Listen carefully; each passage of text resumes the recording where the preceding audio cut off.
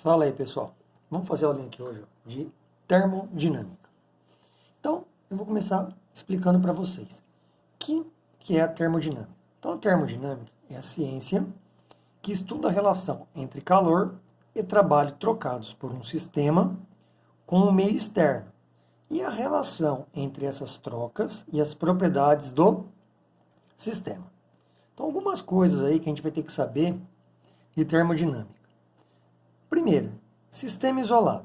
Sistema isolado é aquele que não troca energia, nem matéria com o meio externo. Ele é fisicamente isolado e quimicamente isolado. A gente sabe que na prática isso é impossível, mas em alguns exercícios a gente vai considerar como um sistema isolado. Trabalho externo de um sistema é aquele que o sistema troca com o meio externo. Então, no nosso estudo, sempre que falarmos em trabalho de um sistema, subentenderemos o trabalho externo. O que vai ser esse trabalho de um sistema numa transformação qualquer? Então, eu peguei aqui um gráfico de P por V, de volume por pressão de um certo número de mols de um gás qualquer. Então, lá, consideremos um sistema passando do estado 1 para o estado 2, conforme a transformação indicada no gráfico, certo? Aqui valem aquelas leis que a gente viu e estudou na semana passada, não é? P1V1T1 é igual a P2V2T2. Só que aqui a gente vai estar calculando o trabalho. Quando um gráfico passa de um estado 1 para um estado 2, o trabalho, que vai ser representado pela letra tal, ele vai ser numericamente igual à área abaixo do gráfico. É lógico que nos exercícios não vai ter uma área curva, Vão aparecer polígonos que a gente conhece e sabe calcular a área. Trapézio, triângulos, retângulos, quadrados e alguns outros. Então, quando tiver um gráfico pressão por volume, a área de uma transformação gasosa é numericamente, o trabalho de uma transformação gasosa é numericamente igual à área. Então aqui, tem a formulinha lá. Pode-se demonstrar que o trabalho é a área abaixo do gráfico. O que a gente vai ter que saber sobre trabalho? Então, no gráfico ali, ele está vindo de V1 para o V2. Como estava no sentido de o volume aumentar, como o V2 era maior que o V1, o volume aumentou, não é? Então, quando o volume aumenta, significa que o sistema realizou um trabalho. Então, o sistema se expandiu por si só. Então, a gente fala que o trabalho ele é positivo. Quando o volume diminuiu, significa que o meio externo realizou um trabalho sobre o sistema. Ele encolheu. Então, o sistema recebe um trabalho. Então, a gente fala que o trabalho é negativo. Agora, se o volume for constante, o sistema não troca trabalho. O trabalho é zero. Se eu montar um grafiquinho aqui para vocês, de um gráfico P por V, o que seria um volume constante? Seria uma reta horizontal, não é? Olha lá, ele mantém o mesmo volume 1, só que ele altera a pressão. Nesse caso, o trabalho é nulo. Não tem área abaixo do gráfico. Uma coisa interessante também é o seguinte, quando a gente observa o diagrama abaixo, eu tenho três transformações aqui, 1, 2 e 3. As três estão saindo da situação 1 e chegando na situação 2. Só que o trabalho delas não é a mesma. Por quê? Se vocês forem comparar as áreas abaixo do gráfico, na transformação 3, ela vai ter uma área menor que na transformação 1, por exemplo. Então, o trabalho ele não depende apenas dos pontos iniciais e finais de onde vai chegar. Ele também depende o quê? De situações intermediárias. Então, está escrito aqui, o trabalho de um sistema, ao passar de um estado 1 para um estado 2, não depende apenas dos estados iniciais e final, mas também dos estados intermediários. Aí a gente vai ver o quê? O trabalho de um sistema num ciclo fechado. O que é um ciclo fechado? Ele sai de um estado 1, vai para um estado 2 e volta para um estado 1. Quando eu tenho um trabalho de um ciclo fechado, o trabalho é a área dentro do ciclo. E dá para ver que é o seguinte, ó, se a gente for separar aqui, ó, do estado 1 para o estado 2, eu tenho esse trabalho, eu vou ter essa área aqui, né? E o meu trabalho aqui é positivo. Se a gente pegar o trabalho do estado 2 para o estado 1,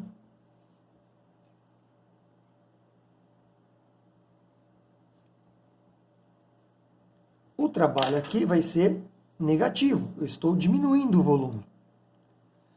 Então, de todo o trabalho de 1 para 2, eu vou retirar o trabalho de 2 para 1. O que sobra é a área dentro do gráfico. Então, eu posso ter um exemplo aqui, ó, de um gráfico P por V. Eu posso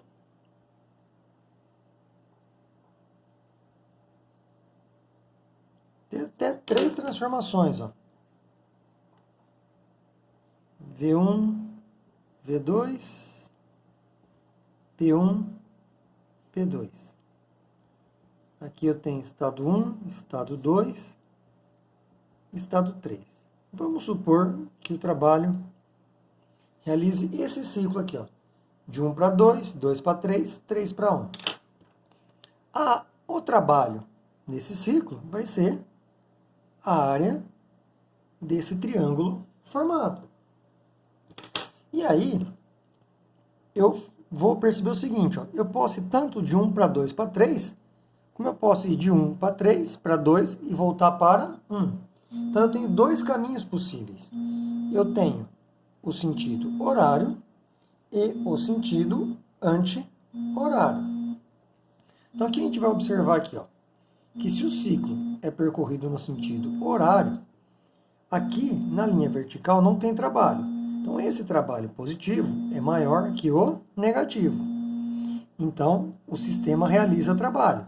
Então, no sentido horário, o trabalho é maior que 0. Agora, se eu vou no sentido anti-horário, o trabalho 1,2 é menor que o 3,2. Então, o trabalho vai ser o quê? Negativo. Então, aqui eu fiz um resuminho lá. Sentido horário, trabalho positivo. Sentido anti-horário, trabalho negativo. Bom, tendo falado de trabalho, a gente vai falar também o quê? Sobre a energia interna. Então, energia interna é qualquer energia ou, olha lá, ó, é energia sobre qualquer forma que tem armazenada dentro de um sistema.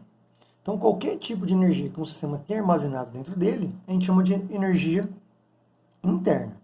No caso de um sistema de gasoso, a maior parte da energia interna vai ser dado pela energia cinética das moléculas. Então, a maior parte da energia de um sistema é dado pela energia cinética das moléculas.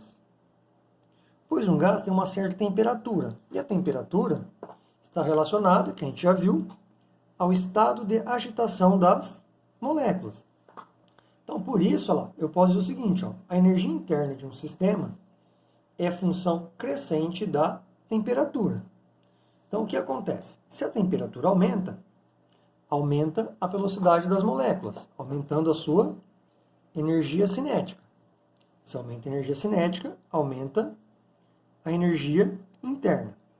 Então, a gente vai chamar de U aqui, olha lá, a energia interna.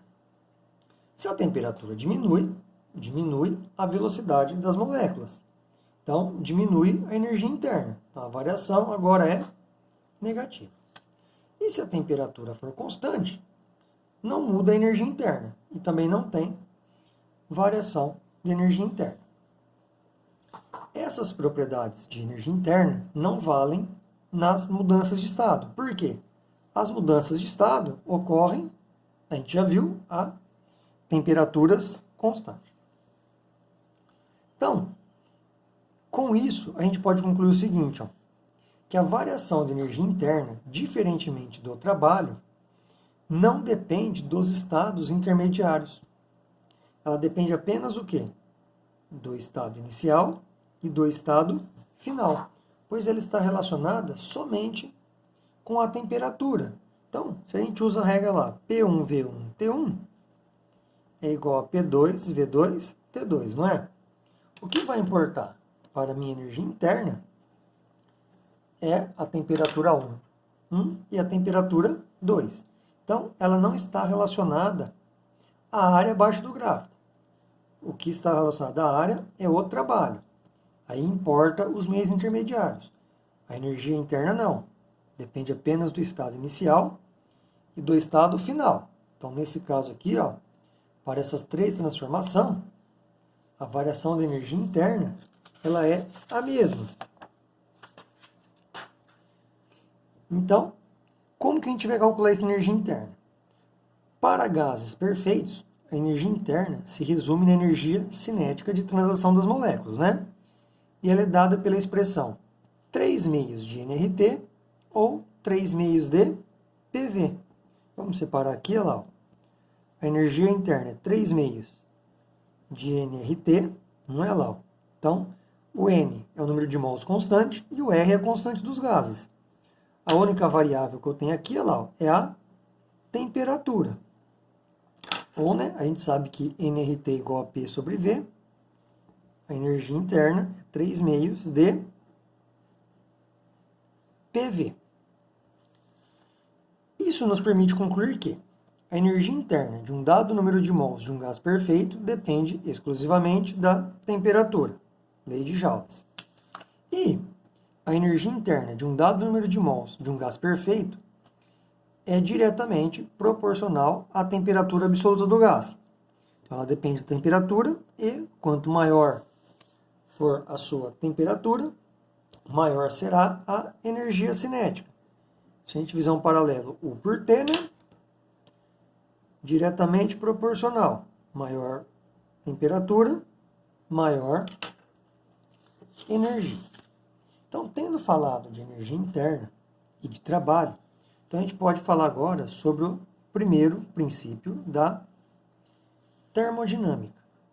O primeiro princípio da termodinâmica nada mais é que o princípio da conservação da energia aplicado à termodinâmica. Nada se cria, nada se perde. Tudo se transforma, não é?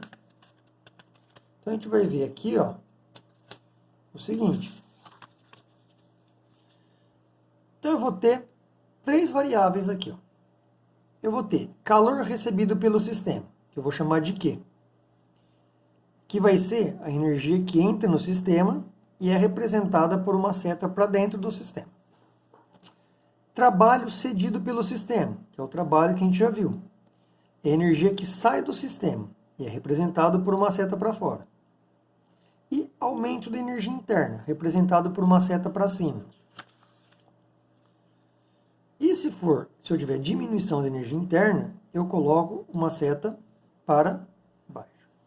Então, dessa forma, para obter a relação entre o calor, o trabalho e a energia interna, basta impor que a soma das energias das setas que entram no sistema é igual das energias que saem. Então, aqui eu tenho um exemplo. Se um sistema ele recebe, se a seta está entrando no sistema, recebe 100 joules de calor e ele realiza 80 joules de trabalho, tem uma diferença de 20. Esse 20 ficou armazenado o quê? Como energia interna. Então, a relação é a seguinte, é o famoso que tal. O calor é igual ao trabalho mais variação de energia interna. Então, tem que ser sempre igual.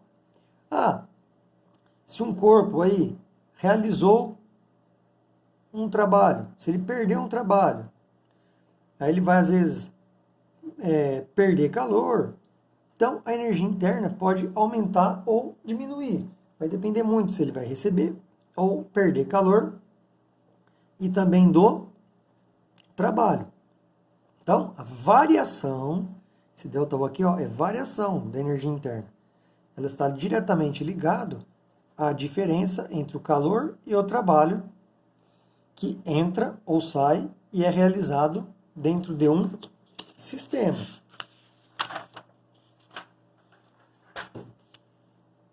Bom, tendo falado aí de primeiro princípio da termodinâmica, para encerrar aqui a gente vai falar sobre máquina térmica. Uma máquina térmica é um sistema no qual existe um fluido operante, normalmente o vapor, que recebe um calor QA de uma fonte térmica quente, que a gente chama de TA, realiza um trabalho, certo? E rejeita a quantidade QB de calor para uma fonte fria, TB. Então aqui eu tenho uma representação esquemática, né? Eu tenho a fonte quente, que cede calor, a máquina realiza o trabalho e rejeita para a fonte fria. O que a gente vai ter que saber sobre máquina térmica? Calcular o seu rendimento. Então, o rendimento dessa máquina é definida pela fração do calor absorvido pelo sistema, que é usado para realizar trabalho, sobre o que ele aproveitou, não é? Então, o rendimento é o trabalho sobre o módulo da fonte quente, que seria o calor total. Então, o trabalho é o quanto ele consumiu da fonte quente. Então, vai ser a fonte quente menos o que ele rejeitou para a fonte fria. Então, sei lá, eu tenho 500 joules aqui, eu rejeito 300, eu fiz um trabalho de 200. Então, o meu rendimento é o trabalho realizado pelo total de calor que eu tenho. Que pode ser o seguinte, ó, o meu rendimento é 1 sobre QB menos QA. Só que aí é o seguinte, se a máquina térmica, ao funcionar, que vai ser a maior parte dos exercícios, obedece ao ciclo de Carnot, que são duas isotermas e duas adiabáticas, então ela é denominada máquina de Carnot. E vale a relação seguinte, ó, o calor do B vai ser representado pela temperatura do B, da fonte fria, e o calor do A pela temperatura da fonte quente. Então, o rendimento de uma máquina é 1, que seria o 100%, menos a fração que foi aproveitada, que é TB menos TA. Que aqui é a fonte fria, né? E embaixo é a fonte quente. Então, vocês reparam que é impossível uma máquina ter 100% de rendimento. Porque a temperatura fria sempre vai ser menor que a temperatura quente. Então, você sempre vai tirar um valor. Para falar em termos mais práticos, atualmente, um motor aí com um bom rendimento gira em torno de 20 a 30%, um motor de automóvel. Então, vocês veem que o rendimento é muito baixo. Por quê? Porque ocorrem muitas trocas de calor. E isso diminui o rendimento. Então, olha lá. Só para representar graficamente aqui, olha lá, a máquina de Carnot, apesar de ser teórica, porque é impossível não trocar calor com o meio externo, é a que apresenta o máximo rendimento possível. Então, eu tenho aqui, ó, essas hiperbólicas, olha lá. Ó. Eu tenho as duas isotermas, né? Temperatura em A, temperatura em B, né? Fonte quente e fria. E aí as duas adiabáticas, que não trocaria calor com o meio externo. Então, dentro aqui da área, lá, eu tenho o quê? O meu trabalho, que está entre a fonte quente e a fonte fria.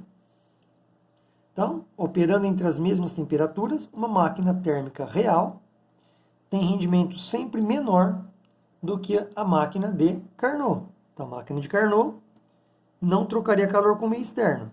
Impossível de acontecer. Máquina real, então sempre vai ter um rendimento o quê? Menor.